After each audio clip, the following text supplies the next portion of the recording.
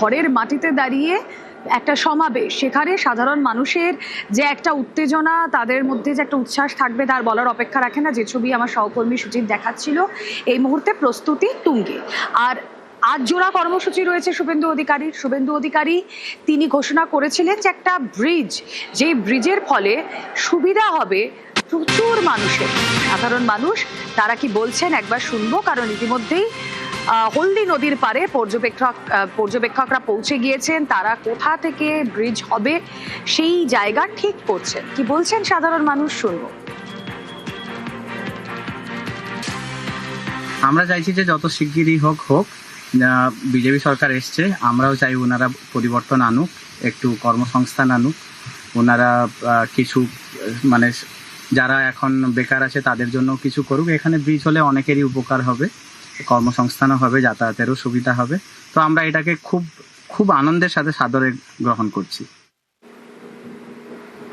সরাসরি চলে যাই, সুজিত ভৌমিক রয়েছেন সঙ্গে। সুজিত, সাধারণ মানুষ তারা ভীষণ আশাবাদী, তারা ভীষণ খুশি বরং এই কারণে আরো বলা যায় যে আগের সরকারের কাছ থেকে তারা শুধু প্রতিশ্রুতিই পেয়েছিলেন, পূরণ হতে তারা দেখেনি। এখন চোখের সামনে তারা পূরণ হতে দেখছেন।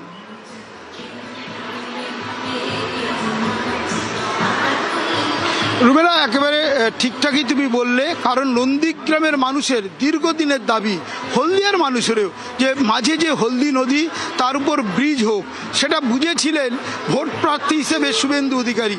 সেই থেকে তিনি কিন্তু ভোটের ইশতেহারে লিখেছেন, তারপরেও জনসভা প্রচার সভায় তিনি কিন্তু ব্রিজ গড়ে দেওয়ার কথা বলেছিলেন। নানা উন্নয়নের পাশাপাশি এই ব্রিজ গড়ে দেওয়ার কথা কিন্তু তিনি প্রতিশ্রুতি দিয়েছিলেন। প্রতিশ্রুতি যে তার আমলে শুধু প্রতিশ্রুতি নয়, সেটা বুঝিয়ে দিতে কিন্তু ইতিমধ্যেই জায়গা চিহ্নিত করে তার যে প্রাথমিক কাজ, অর্থাৎ নন্দীগ্রামের সঙ্গে মহিষাদলকে জুড়ে দিতে তেরবেকা এবং হলদিয়ার সঙ্গে নন্দীগ্রামকে জুড়ে দিতে কেন্দ্রেমারি এলাকায় সব জায়গায় কিন্তু প্রশাসনিক আধিকারিকরা, বিভাগীয় যারা দায়িত্বপ্রাপ্ত অফিসাররা, তারা কিন্তু পর্যবেক্ষণ শুরু করেছেন, চূড়ান্ত করছেন জায়গা এবং কাজ যে শুরু হবে মুখ্যমন্ত্রীর নির্দেশে, তারা কিন্তু গুরুত্ব দিয়ে এলাকায় ঘুরে ঘুরে দেখছেন। এই যে দেখা, তারপরে প্রতিশ্রুতি রক্ষার জন্য কাজ করার ইচ্ছা, তা কিন্তু এলাকার মানুষকে খুশি করছে। সেটাই দেখা যাচ্ছে আজকে নন্দীগ্রামে। রুমেলা। ওকে সুজিত। আরে বলেছি তো হলদিয়া নন্দীগ্রাম জুড়ে দেব ব্রিজ করে। আরে বলেছি তো মহিষাদল তারাপাখিয়া নন্দীগ্রাম জুড়ে দেব।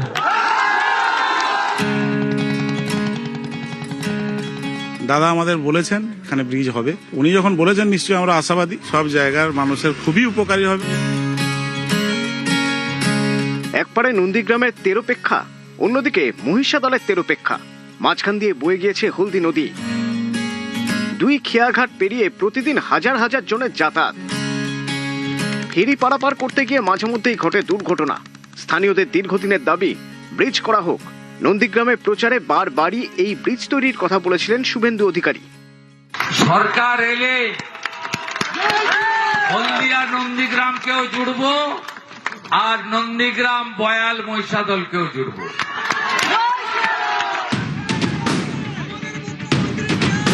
ভোটে জয়ের পরেও শুভেন্দু কথা দিয়েছেন ব্রিজ হবে। বলেছি তো হলদিয়া নন্দীগ্রাম জুড়ে দেব ব্রিজ করে। আরে বলেছি তো মহিষাদল তারাপাখিয়া নন্দীগ্রাম জুড়ে দেব। দাদা আমাদের বলেছেন এখানে ব্রিজ হবে, উনি যখন বলেছেন নিশ্চয়ই আমরা আশাবাদী সব জায়গার মানুষের খুবই উপকারী হবে। ব্রিজ এখানে অতি অবশ্যই দরকার এবং ব্রিজ হলে খুব ভালো, গ্রামের মানুষ খুবই উপকৃত হবে। কথা দিয়েছে এবং উনি করেও দেবে, বলেছে জুড়ে দেবে। একদম 100% ভরসা করি।